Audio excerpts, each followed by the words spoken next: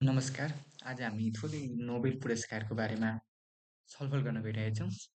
Nobel पुरस्कार हजुरहरूले सुन्नुभएकै छ, अन्तर्राष्ट्रिय तहमा सबैभन्दा 84को पुरस्कार पनि भनेर चिन्ने गरिन्छ र आज हामी त्यसैको बारेमा थोरै चर्चा गर्न गइरहेछौँ। नोबेल पुरस्कारको संस्थापक चाहिँ को रहेछन् भन्दा स्विडेनका वैज्ञानिक अल्फ्रेड नोबेल। अल्फ्रेड नोबेल हजुरले नाम सुन्नुभएकै होला। जुन चाहिँ डाइनामाइटका आविष्कारक हुन् र उनले सन् 1995मा चाहिँ नोबेल पुरस्कारको स्थापना गरेका रहेछन् र पहिलोपटक प्रदान गरिएको चाहिँ कहिले रहेछ त भन्दा सन् 1901को डिसेम्बर 10मा चाहिँ प्रदान गरिएको रहेछ। यो कुन मितिमा प्रदान गरिन्छ भन्दाखेरि विशेष गरी चाहिँ यो प्रत्येक वर्षको डिसेम्बर 10 तारिकका दिन चाहिँ प्रदान गरिने रहेछ यसलाई। प्रत्येक वर्ष डिसेम्बर 10 तारिकको दिन है त। र यो कतिवटा विधामा प्रदान गरिन्छ भन्दाखेरि यो चाहिँ हालसम्म 6वटा विधामा प्रदान गर्ने गरिएको छ। एउटा शान्ति, साहित्य, भौतिक, रसायन, चिकित्सा, विज्ञान र अर्थशास्त्र गरेर यो अर्थशास्त्र भन्ने विधा चाहिँ भनेको सन् 1969 बाट चाहिँ अर्थशास्त्रको क्षेत्रमा प्रदान गर्न थालिएको र अर्थशास्त्रलाई चाहिँ सन् 1968मा चाहिँ अर्थशास्त्रमा पनि नोबेल पुरस्कार प्रदान गर्ने भनेर चाहिँ निर्णय भएको रहेछ।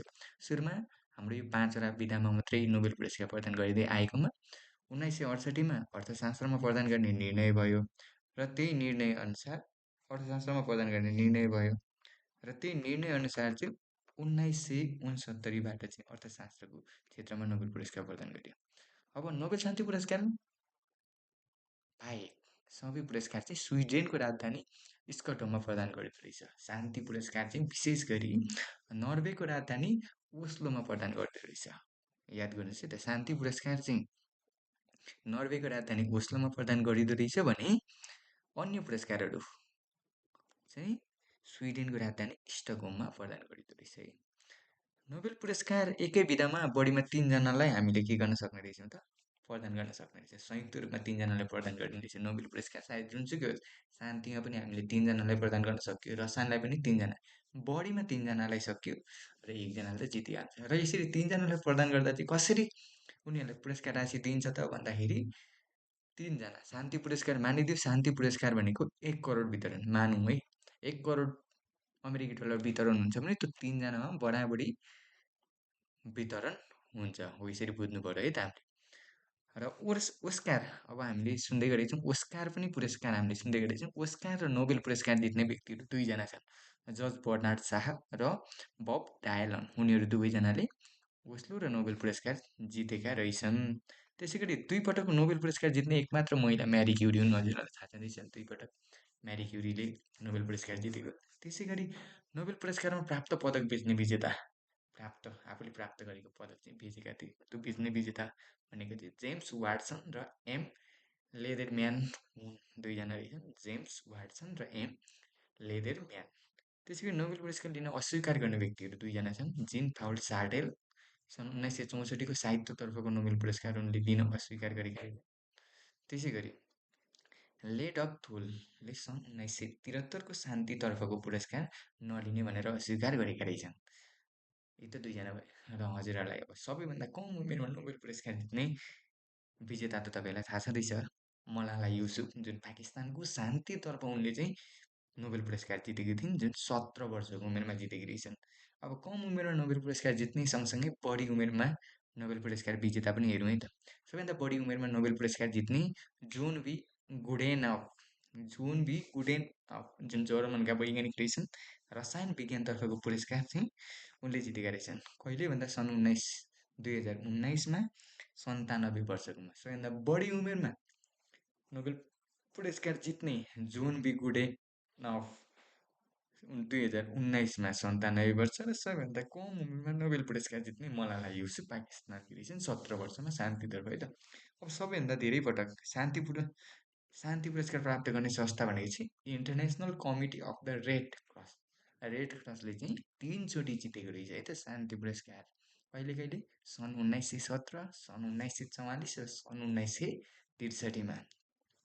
त्यो कुरा गर्दै गर्दा आफूले प्राप्त गरेको पदक अरूलाई हस्तान्तरण गर्ने व्यक्ति चाहिँ को रहेछन् त भन्दाखेरि 2025को नोबेल शान्ति पुरस्कार विजेता मारिया कोरिना माचादोस जुन भेनेजुएलाकी रहेकी थिइन् र उनले चाहिँ अमेरिकाका राष्ट्रपति डोनाल्ड ट्रम्पलाई हस्तान्तरण गरेकी आफूले जितेको पदक चाहिँ अमेरिकाका राष्ट्रपति डोनाल्ड ट्रम्पलाई हस्तान्तरण गरेकी थिइन्। अब के विचार गर्नु पर्यो भने यसरी हस्तान्तरण गर्न पाइन्छ बेच्न पाइन्छ भन्दाखेरि चाहिँ यो जुन नोबेल पुरस्कार वितरण गर्ने एउटा समिति छ त्यो समितिले चाहिँ के भन्छ त भन्दा एकचोटि वितरण गरिसकेको चाहिँ है त पदक भयो त्यो पदक चाहिँ अरूलाई बिक्री वितरण गर्न नपाइने मान्य नहुने भनेर पनि भनेको छ है त।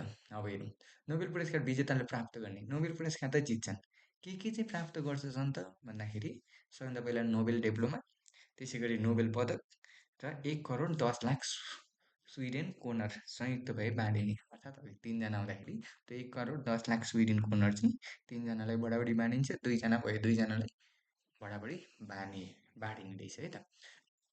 अब क्रममा हेरौँ हामी पछिल्लो वर्षको नोबेल पुरस्कार विजेताहरू चाहिँ को हुनुहुन्छ त मैले चाहिँ यहाँनिर दुईवटा वर्षको राखेको छु सन् 2024 र सन् 2025को है त विभिन्न 6वटा विधामा वितरण गरिएको छ ध्यान दिएर हेर्नु विधाहरूमा भौतिक शास्त्रमा चाहिँ सन् 2024मा चाहिँ जुन जे होफिल्ड र जियोफी ई हिल्टनले जितेका रहेछन् दुईजना जुन जे होफिल्ड र जियोफी ई हिल्टन जसलाई चाहिँ जेएच स्क्वायर पनि इन्डिकेट गरेको छ जुन जुन जे होफिल्ड र जियोफी ई हिल्टन। त्यसै गरी सन् 2025मा चाहिँ जोन क्लार्क र मिसेल एज डेभोरेट र जोन एम मार्टिनिसले जितेका रहेछन् जसलाई चाहिँ जेएमजे भनेर पनि इन्डिकेट गरेको छ जोन मिसेल जोन यति हुँदाखेरि हजुरहरूलाई याद हुन्छ उनीहरूको योगदान आफै हेर्नु होला।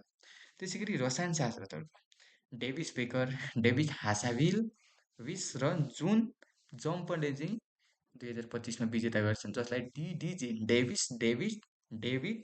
डेभिस र जुन भनेर इन्डिकेट गरेको छ त्यो 2025मा सुसुमु किटागावा रिचर्ड रोबन्सन र ओमन एम यागी जसलाई सारो सुसुमु रिसर्च ओमन भनेर इन्डिकेट गरेको छ। चिकित्सा शास्त्रतर्फ सन् 2024मा भिक्टर एब्रोस र ग्यारी रुपन बिजी भिक्टर ग्यारी।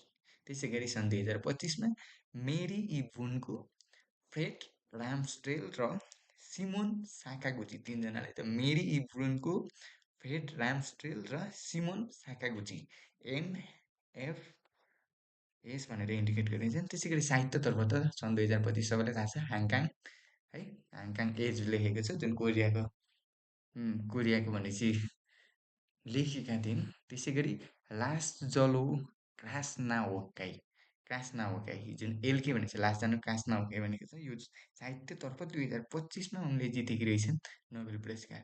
त्यसै गरी शान्तितर्फ हेरौँ निहन हिरानक्यो जुन जापानिज संस्था रहेको छ त्यसले 2024मा जितेको थियो भने मारिया कोरिना माचादो भेनेजुएलाले के है त अभियन्ताले चाहिँ के छ त शान्तितर्फको नोबेल पुरस्कार जितेकी रहेछन् 2025मा जुन चाहिँ अघि हामीले छलफल पनि गरिसक्यौँ उनले चाहिँ आफ्नो पदक शान्तितर्फको नोबेल पुरस्कार चाहिँ कसलाई हस्तान्तरण गरिन् भन्दाखेरि अमेरिकी राष्ट्रपति डोनाल्ड ट्रम्पलाई चाहिँ 2025मा हस्तान्तरण गरेका पनि पढेको छौँ। अब म त्यस पछाडिको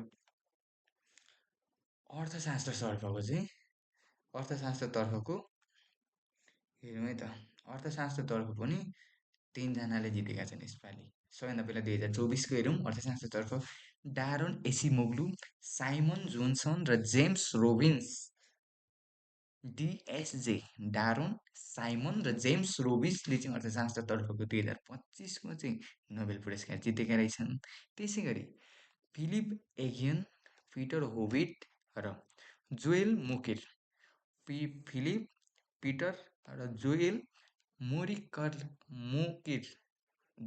मोकिरले चाहिँ के छ त 2025को अर्थशास्त्रतर्फको नोबेल पुरस्कार विजेता रहेछन्। यसरी हेर्दाखेरि हामीले समग्र 2024 र 2025को विभिन्न विधाहरूमा चाहिँ नोबेल पुरस्कार विजेताहरूको बारेमा छोटकरीमा हामीले जानकारी लियौँ र हजुरहरूलाई अघि पनि भनिसकेँ मैले उहाँहरूले जितेको भनेको एउटै विधामा दुईभन्दा बढीमा तिनजनाले पाइन्छ। तिनजनाले जित्यो भने त 1,10,00,000 स्विडेन कोनर तिनजनालाई बाँडिदो रहेछ बराबरी। त्यसै गरी दुईजना हो भने त्यही एमाउन्ट दुईजनालाई बाँडिदो रहेछ एकजना हो भने उसले सिङ्गै त्यसलाई आफूले लिन सक्यो। र याद गर्नुपर्ने कुरा के छ भने हामीले नोबेल पुरस्कार है त नोबेल वितरण समिति हुन्छ, त्यो समितिले चाहिँ एकचोटि वितरण भइसकेपछि नि त्यसलाई बिक्री वितरण गरे पनि त्यसलाई हस्तान्तरण गरे पनि त्यसलाई कुनै मान्य हुने छैन भनेर चाहिँ हामीले सुन्दै आएको छौँ, पढ्दै आएको छौँ। र त्यही अस्ति त्यसैको बारेमा चाहिँ जानकारी दिएको छ हामीले।